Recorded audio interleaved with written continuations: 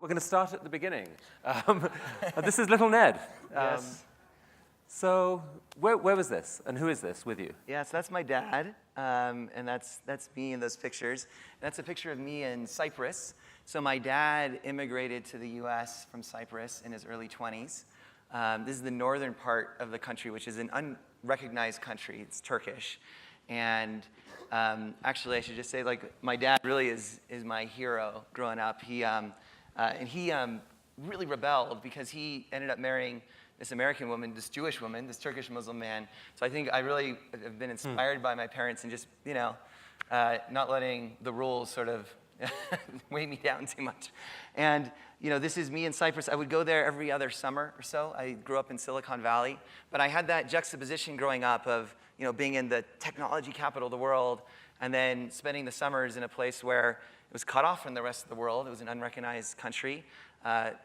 Infrastructure wasn't all that good. Electricity would be cut off all the time. Running water wasn't reliable. So I had this sort of dichotomy in my mind that I didn't know what to do with as a little kid. But I think as I grew up, it really created the inspiration for wanting to do something, especially to leverage technology in a way to really impact people's lives. It is striking how many people who've done surprising things have spent time early on in many countries. Yeah. Let's roll the clock forward. You go to Stanford Business School, and you meet someone. Who is this handsome man in blue here? Yeah, this crazy guy here is Sam. He's my business partner. And, Sam, I knew when I went to business school, I knew that I wanted to do something with a social impact and, particularly leveraging technology and entrepreneurship to make a change, particularly in developing markets. Now, Sam is an American as well, but grew up in India and Pakistan and Peru, and his work career was in West Africa. And when he was in West Africa, in Benin, his neighbor's son was burned in a kerosene fire. And the boy actually ended up surviving, but was in pain for 6 months, burns all over his body. And Sam just felt that this was an injustice, that you had more people today who don't have electricity than lived in Thomas Edison's time. So this huge number of people who just frankly, businesses weren't taking seriously. He was writing to LED companies and solar companies saying, you gotta come to Benin and bring these products here. No response. So Sam felt like he had to do something about it. So Sam and I really connected at the design school at Stanford, which was doing lots of cool stuff around basically innovation for extreme affordability. So we connected. He totally fired me up about the energy space, and then we basically spent our 2 years in business school just building d.light. Dreaming about what was possible. And that absolutely. Didn't happen just at Stanford. You traveled and asked some questions of people. Yes. So what was key here? What did you learn? Yeah, I mean, we learned, our learning curve was essentially vertical, I would say. I mean, actually, I think my learning curve is still vertical. I'm still learning so much every day. We were fortunate to have a partner in Myanmar that was connected to the design school that we're able to do a lot of field research with. And this is me in the field interviewing a guy who was running a little diesel generator that was charging mobile phones. He had a little business. So we're trying to understand the business. And at that time, we weren't even sure that we were going to be a solar company. We just knew we wanted to figure out this, what technology we could bring to really help with this issue. We didn't know even if it was going to be a company, if it was a nonprofit, for-profit. We weren't sure. We just wanted to see, is there something here? So we were just learning as much as we could. And then you decided to go into solar and built like a little prototype here, I guess. Yeah, we had lots of prototypes. Many of the prototypes we were just kind of making at night in our hotel room. You could see me and Sam with those flooded lead acid batteries and putting stuff together. We didn't really know much about how that stuff worked, but we kind of figured it out. So we had this really horrible looking prototype here. You could see just a string of LEDs, a solar panel, a battery, and we left some of these out in some villages in Myanmar. And found when we came back, all sorts of crazy things would happen. Like actually in one place, the police confiscated the light so they could use it for their own little police base. But this lady, her name, she is the person who really inspired me to say, we have to do this. We just have to do it. Her name is Mia, brickmaker. And basically she would work with her 5 kids in the evening.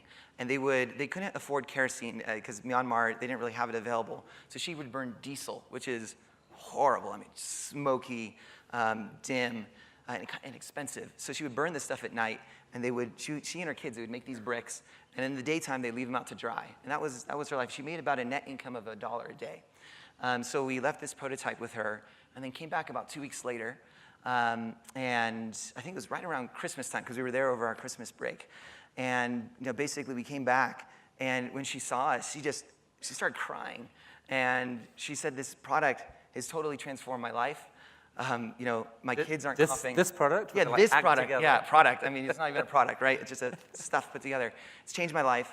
And, my kids, they're not coughing anymore with the diesel fumes. We're able to get the work done much faster. Like, I can't go back to using what we were using before.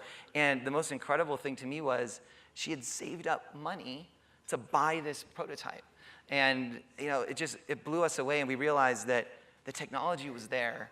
There was a market. We could make this actually sustainable so we could scale it, but just no one was doing anything about it.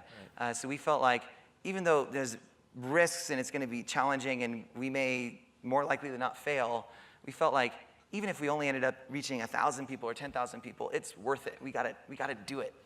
So she persuaded you to go with the green light, and, Yeah. and you started a company and started building some actual products, but it wasn't easy, lots of setbacks. Oh, right? So many setbacks. I mean, and lots of ups and downs. I mean, I like to say that d.light is like a cat, has 9 lives, and we're probably on life number 8 now, right. or so. we've managed to persevere. So this was our first product that we launched. And this is right before we launched. We tested it in all sorts of places. Tons of insights from customers. I mean, we always are learning new stuff from our customers. But this one place we tested it in northern India, in UP, we came back. We were about to launch a product. We were about to ship from China. We came back a week later, and the products were like filled with bugs. Because the bugs in that area, they were small enough they could get in the cracks, and they would just, and some of them were like, you couldn't even see the light anymore. The bugs were just like covering everything. So we're like, oh crap. So we rushed back to the factory, and we made these little meshes and stuck them, on the inside of the product so the bugs couldn't get in, and then we shipped. But we're always like learning new stuff and always innovating, and this is just one small example of that. Seems like a new product idea here of the mosquito Bug killer. catcher, yeah, exactly. Okay, so this morphed into this. What is this product? Okay, so how much is it? I think that one product really morphed into a whole line of products, ranging from this at the very entry level, and this is called the A1. It's a $5 retail solar light, which was actually in our business plan 10 years ago. We said a $5 solar light will eradicate kerosene. That is what we want to make. So we finally, at the kind of scale and with the cost of solar going down and technology, we were finally able to launch this. And it's reached millions of people, and with this really simple light that basically, once someone buys it, they no longer need to buy kerosene for their lamp anymore, and essentially the product pays for itself in about 3 weeks, 4 weeks.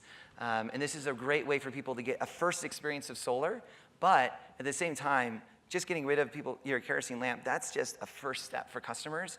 And increasingly now, as people are seeing the power of solar, and as consumer financing and fintech is opening up in our space, it's becoming possible to provide more and more holistic solutions for these families. So we see this as the entry level that helps people migrate up. So right away from this, for something that many people could afford even just to buy with cash, right? Yep. At a $5 level. But their kids can read in the evening, no more kerosene, and a payback in 1 month. I mean, that's really spectacular. Yep. But that puts people like on the first rung of a ladder, right? Yeah, absolutely. And then they start to want something else. Mm-hmm. Yeah, and we see, for a lot of customers, especially in the beginning when we were starting out, very skeptical about solar. The only solar that was in these markets were, frankly, just junk that would fall apart very quickly. So, people, they weren't willing to make a massive investment or even a loan. You take out a loan for a product that was $20, $30. So having that product that's at the very entry level, it's a safe bet, it's a quick payoff, and then when we over-deliver on performance, then they start building that affinity for the d.light brand, and we create d.light, in their lives. I mean, the reason we call ourselves d.light is because that's the emotion we want our customers to feel. And then once they've experienced what solar can do for them, then they're willing to make more investments to upgrade their homes. So how many of these have you sold, and where? Yeah, so we've now reached 65 million people total. And what that means is there's about 16 million households total in the world who are using one of our products. Yeah. Yeah, and Thank you. And just in Kenya, it's so fun actually traveling around in rural Kenya, because here, it's one of the first markets we started in Africa. India was our first country we started. Then Kenya was next. And here, there's 1 out of every 3 of every off-grid households actually owns a d.light solar lantern, which is pretty cool. It's an incredible number. But in the early days, people didn't believe that this was actually going to work as a business, right?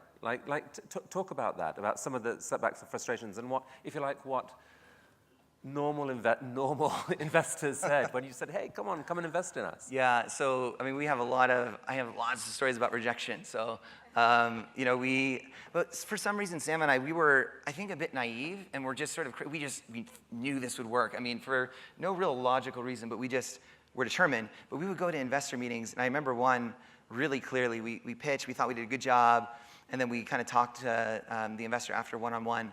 And I remember she looked us in the eyes and said, guys, I know you're good-hearted, appreciate what you're trying to do, but you will fail. So please don't waste your lives and do this. Don't do this. Create a real business and, and don't bother about this and make this a charity or something. So, we got a lot of that kind of feedback, but I think there was, part of it was just that sort of, I think, almost blind optimism that we had that. And in one way, do it. maybe she was right in that many investors are looking for a return in 3 or 4 years, not 10 years is a little too much for me, thank you very much. And so, I mean, Acumen invested at several points along that journey, right? And so, soon the market wanted more than these individual solar lanterns, and you launched this. What's this? Yeah, so this is the high end of the range that we have today, and this is a solar home system. And really, if there's a product above $20, $25, it's really not possible to bring that product to scale in these markets unless you have a financing solution. So we've done a lot to work with microfinance organizations to bring these kinds of products to scale. And now, more recently, we've been really scaling up our pay-as-you-go offering in the market. And this is really just going crazy in the market, because you have a product where it's a $20 deposit, which is affordable for any family that can afford a mobile phone, essentially, could purchase this product. And then it's 40 cents a day for a year, and then the family owns the product, and they get an electricity-like experience, or electricity light kind of experience, in the sense they have 3 fixed lights in their home. They have switches on the wall. They can listen to their radio. They have a high-powered torch where they can see really far in their field. They can charge multiple phones. So a lot of these customers actually end up charging their neighbors 10 or 15 shillings for a mobile phone charge, and they end up, the daily rate is essentially free for them because they can run a little business off of it. So for $170, which people typically pay for over 1 year? Yes. So they do that for the same amount that they're paying for kerosene, and then they have free electricity for as long as the product lasts. And it's obviously a way better experience than kerosene. They're getting, there's such pride that people have when they are able to say, hey, I have a modern home. And it's always been really amazing to me just to see, this is actually one of my favorite people. So Elizabeth, she was our first customer for our pay-as-you-go D30 product. And to me, she was like a celebrity. Like when we signed her up, I got all the pictures of the family, and like we were so excited. We were monitoring how were the repayments, and she was paying well, and it was exciting to see it working. And this is maybe about 6 months ago now, and she was just finishing the year mark and was paying off the system. And I visited her.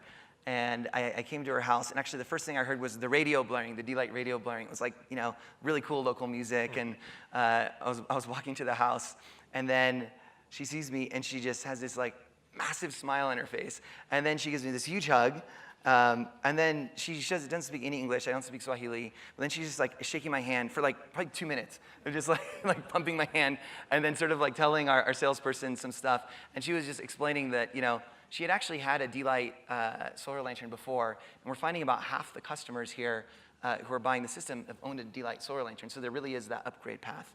And she had used it but it didn't illuminate all the rooms in her house. So now she said, she felt like she had electricity. She had light in her home. Her kids could study in the evening and were studying longer. And she was connected to information through the radio. So she was just a really happy customer. And sometime after that, my son, my wife, and I, we were living in Kenya over this last year. And my son's 4 years old, but he gets what d.light does. It's actually kind of, I feel sorry for bankers and stuff because it's very hard to explain to little kids what you do, but it's easy for me. It's like we make lights, so he gets it. I was able to, so he understood, conceptually what we did, but I wanted to take him out to visit some of our customers. So we went out and went to many families actually. And there was one in particular that really stuck with me, where they also had some kids, and one was like exactly my son's age. And the family was explaining to me that actually before they bought the system, their son, the one who is my kid's age, had serious respiratory issues, was coughing all the time, and basically the doctor had recommended they get rid of their kerosene lamps. So that was what really instigated them to buy the system. And then, subsequent to that, the kid's respiratory issues were gone. He was way healthier. He was, more active and running around. And just like seeing that kid and Jonah together, we get, obsessed with d.light about scale and growing. And sometimes it's easy when you're at that level to sort of focus on, like, when you're thinking about millions, like focusing back on the one. Mm-hmm. And I think just seeing the individual impact and just what I'm always so inspired by what our customers do when they're empowered with just a little bit of energy. The kinds of opportunities they open up for themselves and their families is always really cool and really inspiring to see. And maybe that's why when I asked you for one graph that excited you, you picked this one. Yes. So explain this graph. Okay, so this is my favorite graph in the world. Because this really kind of in one graph sort of explains the power of what energy is. So the vertical axis is well-being, right, as measured somehow. So that's well-being on one axis, and then you have electricity consumption. So what this shows is tiny little bits of energy consumption that go up result in very large spikes in quality of life. And you can see that, inflection point today is listed at 2,500 kilowatt hours. But this is also, keep in mind, assuming people with like incandescent bulbs and inefficient appliances in their home. But what we've seen in the market is that, and when we visit customers, is for instance, with the $5 solar light, tiny amount of power, hugely transformational. When someone gets a home system with a radio, massively transformational, they're like shooting up that kind of vertical part of the graph. And then as people move up the rungs where they're having TV and refrigeration and fans, all those things are massive increases in quality of life. And then it sort of flattens out afterwards. And what's really cool is that this 2,500 kilowatt hour line is only moving to the left. So, because technology you don't need as much. You don't need as much power. So this is such a. So there are really two miracles of solar that have happened. On the one hand, you've had these like really dramatic cost declines in solar panels, more than 95%, I think, over like a 20, 30-year period. Yep. Plus batteries now. Yep. And then at the same time, it's been possible to produce much more efficient lights, like 10x improvement, you were telling me, in efficiency. Yeah, I mean, so, you can get a bright LED light for less than a watt versus a 60-watt incandescent bulb. So it's unbelievable the kind of efficiency gains you're getting. So a future version of this graph might have the inflection point more like even as like 250 or 500 kilowatt hours, not 2,500. Yeah, chance, based on a more like a DC. Yeah, like in a DC appliance ecosystem, you can move it more to the left. Now, where there's sort of a limit is when you get to like motorized things and stuff, because there's only so much you can do there. But for many kinds of appliances, very little amount of power is going a longer and longer way. So you mentioned that word ecosystem. Let's just talk about that for a minute. I mean, Acumen's raised a solar fund that is on the premise that off-grid solar could at some point be a destination for a country, that you could actually see a region getting to full economic development just on off-grid solar without the grid, which would make a huge difference to the way that the world develops, frankly. Is that a crazy thought? I mean, can you picture an off-grid economy starting to thrive, and what would that ecosystem look like? Yeah, so I don't think it's crazy. I think it's realistic, and I think what we're seeing now, and I can really just say this in the last 1 or 2 years, is that with the trends of where things are going, we're seeing solar as being very analogous to the mobile phone space, where you had landline infrastructure, expensive, slow to scale, and then mobile phones just came and totally leapfrogged, and actually got some of the most advanced technology into rural customers' hands, first, sometimes before developed markets really took off. And same thing with like mobile money and payments and stuff. So you're seeing this really cool effect that without this underlying infrastructure and fixed costs, people can actually migrate to a much more high-tech solution faster. And the way all the technology trends are going, it's becoming more and more possible for affordable rates to provide people with an electricity-like experience at a lower and lower price point. And the other big technology trend that's happening, and just macro trend, is what's happening with consumer finance and just the fintech in general, where people can then pay for their system using mobile money, pay for it over time. And the way a pay-as-you-go system works is you can lock or unlock it remotely based on if the customer's paid. So because of that, you're now able to have this higher price point product that no one could afford for cash up front, and actually make that available. So it's going to be possible to have 100-watt, 1,000-watt kind of systems actually within reach for large chunks of the population. And if you look at the electrification plans for most countries, like if you look at Ethiopia, for example, 85% off-grid, the electrification increase plan is slower than the population increase. So the government, the grid is not going to get there. There's likely going to be, I think microgrids are going to play a big role too, especially where you have like anchor tenants, like folks who are running mills and really high power applications, and then you can link people around that infrastructure to the microgrid network. And then grid extension is going to be part of it too, pumping more power into the grid through renewable sources. I think it's increasingly becoming renewable. But there's still going to be large chunks of the population that are just not dense enough for it to make economic sense for those kinds of solutions, and where these decentralized solar solutions, like what d.light's doing, are really going to be the answer. And you were saying that other parts of the ecosystem could also be appliance companies as well. Yeah, absolutely. And I think that as these systems get more and more ubiquitous in the market, there's, and we really welcome this, that there will be a growing ecosystem of DC appliances that can work off the system rather than these very inefficient AC appliances. And there's already been a test case for this in Bangladesh, because in Bangladesh, there was all sorts of initiatives in financing that opened up for home systems, and now there's massive penetration of home systems in that one particular country. And there's a whole ecosystem for DC appliances there, so it's doable. So, I mean, this is incredibly exciting, Ned. You've been through this painful roller coaster journey, sweating it out, struggling for capital investment along the way. But now you're seeing, like, genuinely explosive demand. I mean, I think you were telling me that you were selling 800 a day of those home systems? Yeah, and what's amazing to me is that, and that's only leveraging about 10% of our total distribution network. So we could go much bigger. We're only really constrained by the consumer finance capital that we can deploy. So I think the market size is just incredible, and I think now you're seeing real commercial, like banks, institutions, investors wanting to really put serious capital at play in this space.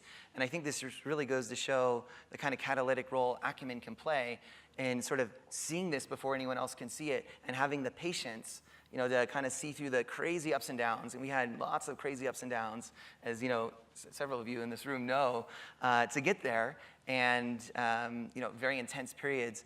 And but now we're here in a place where we can really make a change at a huge scale. So even in the existing markets you're in, there's actually demand for 10x like to sell 8,000 of these a day, which I think you said would need hundreds of millions of dollars of working capital to finance. Right. If only there were bankers in Acumen's ecosystem somewhere. Wait. So I mean, solar is really, these are amazing kind of days where you could be, in a few years' time, a dramatically bigger company still. I think you said you were growing at 2x. You're at, year on year, you're at 2x, yeah, we expect doubling. 2x growth in this next year. Yeah. Yeah. But it hasn't just been capital from Acumen. And I saw him this morning. I was so happy. Who is this? Who is this handsome man right here in the blue T-shirt? Yeah, so this guy, Bhavidra, he's one of our Acumen fellows. 2010, right, Bhavidra? Is that right? 2011. So, yeah, we've had amazing Acumen fellows over the years, and I picked this because I found this picture, for one thing. And then for another thing, we were just talking about pay-as-you-go. Actually, Bhavidra, we had this idea of pay-as-you-go. No, there were no pay-as-you-go companies at that time. It was really just an idea, but we thought this could be really catalytic. So we didn't have anyone in our company who had the bandwidth to think about it. So we said, hey, Bhavijay, why don't you think about it? Let's pilot something in India. And we did our first PayGo pilots. Bhavijay led them, and it was UP. Yeah, we did our first test. I think they all got hacked at the beginning. And it was a disaster in some ways, but we learned a ton. And then, and then we use those, but of course, first pilots are always a disaster. That's how it works. And then you learn, it's like the bug thing. And you learn, and then you kind of grow, and then you figure out something that works. And now we're able to do, thanks to what Bhavijay started, we're able to do, this at such a massive scale. So we're so grateful for the, Acumen Fellows that we've had, and for that kind of support that we've gotten to our system. Because Acumen Fellows are really special people. They're passionate, they're dedicated, they're smart. And it's not that easy to just find people floating around like that you can stick and plug in on a problem at within budget. So this is something it's been catalytic for us, right? So it's such an inspiring story, Ned, about how all the pieces kind of come together here. The combination of patience, capital, and ideas, management support, fellow support, and so forth, to a place that is really exciting now. There's lots of people here who maybe are where you were 10 years ago. What advice would you give them? Yeah, I could go on for a while about this, so I won't. So I'll try to pick, I think one of the main things that kind of sticks in my mind, which is, I think I underestimated when we got started, in our youthful optimism, I suppose, just how much perseverance and tenacity it requires to make this work. Building a business is hard in and of itself, but doing a business in these markets, you're often having to build multiple businesses in parallel. We had to figure out the product side, because there wasn't a product that we could buy that did what we want. We had to figure out distribution, marketing. There's all sorts of things that just there weren't existing channels that we could go into, so we had to sort of do it all ourselves. And that creates a lot more risk. It creates a lot more stress, a lot more ups and downs and volatility. And I think that idea of really going into it like a marathon, not a sprint. And one of the things that about 4 years in to d.light, I really very nearly burnt out, because it was so intense. I never stopped working, and especially when it's a company, it's one thing. But when it's a company that's making an impact in the world, you feel like it's almost immoral to stop working. You just want to keep going, and you're passionate about the thing, right? So, but I think as a result of that, that harmed family relationships, friendship relationships, community, my own well-being. And I've learned a lot about batteries over the years. So here's what I learned about batteries. So batteries, it turns out, once they're empty, technically empty, you can actually keep sucking more energy out. So this is like circuits. If they don't have battery discharge protection, you're in trouble. So you can keep sucking energy out. And people are like that too. Even when you're empty, you can kind of keep going. But what happens if you discharge a battery is you damage the battery. And the battery lifetime goes down, and you don't have as much capacity in the battery anymore. So I think, take care of your batteries is one thing I'd say. And make sure you have, yeah. Yeah, and make sure to maintain, your family relationships, invest in it. Now, I've learned a lot. My wife and I, we have date nights. They're blocked on the calendar. It's like, I can't move those. I've done a lot more to figure out how to have that right set of balance. And there's always going to be intense times and times that are a bit less intense as you go. But making sure to have that as a priority, it's one of those things that can be important but not urgent. But make it urgent, because it's something that you need for your long-term well-being. So I really encourage you guys to think of it as a marathon. You're in it and be in it for the long haul, because we need you guys for the long haul. We don't want you to burn out. Well, it's been so thrilling to hear connecting themes really across all the talks.